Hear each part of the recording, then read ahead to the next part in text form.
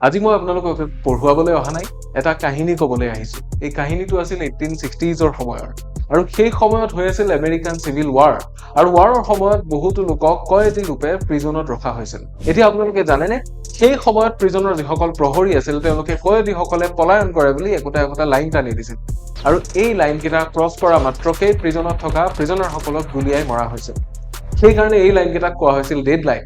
আৰু পিছলৈ এই শব্দটো নিউজ পেপাৰ অথবা মিডিয়াই লৈ ল'লে আৰু ডেডলাইনটো যিকোনো এটা টাস্ক কমপ্লিট কৰাৰ এটা লিমিটেশ্যন হিচাপে দি দিয়া গ'ল। অৰ্থাৎ ইয়াৰে অৰ্থটো হ'ল বাই উইচ টাইম আ টাস্ক মাষ্ট বি ফিনিশ্ড। গতিকে এইটোৱে আছিল আজি আমাৰ ৱৰ্ড অফ দ্য ডে, আচলতে এটা কাহিনীৰ মাজেৰে ক'বলৈ বিচাৰিছিলো। গতিকে আই হোপ আপোনালোকে আমাৰ আজিৰ কাহিনীটোৰ লগতে ৱৰ্ড অফ দ্য ডেটো ভাল পালে। আৰু ডেডলাইন ৱৰ্ডটোৰ যিটো মিনিং সেইটো নিশ্চয় আপোনালোকে জানে। ইয়াৰে মিনিংটো স্ক্ৰীণত দিয়া হৈছে অলৰেডি। গতিকে আপোনালোকে আমাক জনাব পাৰে আজি আমাৰ বেক ষ্টৰিটো লগতে ৱৰ্ড অফ দ্য ডেটো আপোনালোকে কেনেকুৱা পালে।